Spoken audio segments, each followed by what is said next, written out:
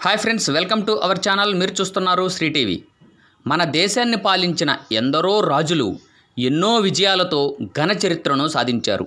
ఎన్నో అపురూపమైన కోటలను, కట్టడాలను, రాజదర్బాలను నిర్మించారు. అటువంటి కట్టడాలలో చల్లపల్లి రాజావారి కోట ఒకటి. చల్లపల్లి అనగానే మనకు గుర్తొచ్చేది ఈ కోట. ఈ కోట విశేషాలు ఏమిటో ఇప్పుడు మనం తెలుసుకుందాం.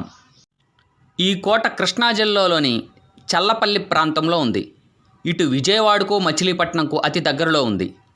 4.5 శతాబ్దాల చరిత్రకు సజీవ సాక్ష్యంగా రాజావారి రాచరికానికి చిహ్నంగా నిలుస్తోంది. చల్లపల్లి వచ్చిన వారెవరైనా కోటను చూసి వెళ్లాల్సిందే. చల్లపల్లి రాజాగా పేరొందిన శ్రీమంతులు రాజా యార్లగడ్డ శివప్రసాద్ బహదూర్ రాచరిక ప్రభువే కాకుండా ప్రజాప్రతినిధిగాను ప్రజలకు సేవలందించారు. పర్యాటకులకు ఎంతగానో ఆకట్టుకునే ఈ ప్రదేశం రాజావారి కోట. కృష్ణా మండలంలోని జమీందారీ సంస్థానాల్లో అతి పురాతనమైన వాటిలో దేవరకోట ఒకటి. చల్లపల్లి రాజధానిగా జమీందారులు పరిపాలన చేపట్టారు. 190 చదరపు మైళ్ల జమీ వైశాల్యంతో ఉన్న చల్లపల్లి సంస్థానానికి 448 ఏళ్ల చరిత్ర ఉంది. దీని పరిధిలో 66 గ్రామాలు, 2 అగ్రహారాలు, పాలేరు, శివారులు కలుపుకుని సుమారు 100 గ్రామాలకు పైగా ఉండేవి.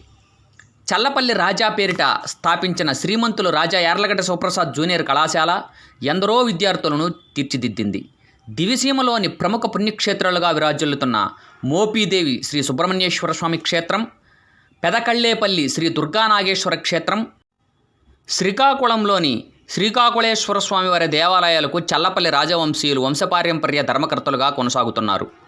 మచిలీపట్నంలో శివగంగా అమ్మవారి ఆలయానికి చల్లపల్లి రాజవంశీయులే ధర్మకర్తలు. వీటితో పాటు యార్లగడ్డలోని శ్రీ రుక్మిణీ సత్యభామ సమేత వేణుగోపాల స్వామివారి ఆలయం సైతం ఎస్టేట్ ఆలయ పరిధిలో ఉంది. చల్లపల్లి రాజవంశీయులు సంగీత సాహిత్యాభివృద్ధికి విశేష కృషి చేశారు. ప్రముఖ సంగీత విద్వాంసులు పారుపల్లి రామకృష్ణయ్య చల్లపల్లి ఆస్థాన పండితుడిగా ఉండేవాడు. చల్లపల్లి రాజవంశీయులు జగజ్జనని అమ్మవారిని పూజిస్తారు. కోటలో నేటికి అమ్మవారి నిత్య పూజలు జరుగుతూ ఉంటాయి. అద్భుతమైన భవంతులతో, అపురూప కట్టడాలతో ఈ కోట నెలకొని ఉంది. ప్రధాన కోట కాకుండా పక్కన ఉన్న కొన్ని కట్టడాలు శిలావస్థకు చేరుకున్నాయి. అలనాడు రాజులు, జమీందారులు వాడిన పల్లకీలు, అతిపెద్ద రాగి పాత్రలు సైతం మనం ఇక్కడ దర్శించవచ్చు. కోటలో కంచు గంట ప్రతి గంటకు మోగుతూనే ఉంటుంది. పూర్వకాలంలో ప్రజలకు సమయాన్ని తెలిపేందుకు కంచుతో తయారు చేసిన గంటను ఏర్పాటు చేశారు. గడియారాలు అందుబాటులో లేని కాలంలో కోటలో గంటల సమయం ఆధారంగా ప్రతి నిత్యం దినచర్య ప్రారంభమయ్యేదని చెబుతూ ఉంటారు. కోటలో 4 గంటలు మోగుతుండేవి. కోటలో ఒకచోట కోట ఆవరణ కింద భాగంలో ఉత్తర దక్షిణ దర్వాజాల వద్ద గంటలు మోగిస్తూ ఉండేవారు. తొలుత కోటలో గంట మోగించిన తర్వాత మిగిలిన చోట్ల గంటలు మోగించేవారు. శబ్ద కాలుష్యం తక్కువగా ఉన్న ఆ రోజుల్లో గంట చుట్టుపక్కల గ్రామాలకు సైతం వినిపించేదని చెబుతారు. కోట గంట ద్వారా సమయం తెలుసుకోవాల్సిన అవసరం లేకున్నా ఆ సాంప్రదాయం కొనసాగిస్తూ నేటికి 2 చోట్ల గంటలు మోగిస్తూనే ఉన్నారు. సుదూర ప్రాంతాలు, దివి ప్రాంతంలోని పుణ్యక్షేత్రాలను చూసేందుకు వచ్చిన వారు చల్లపల్లి వచ్చి కోటను చూసి వెళుతూ ఉంటారు.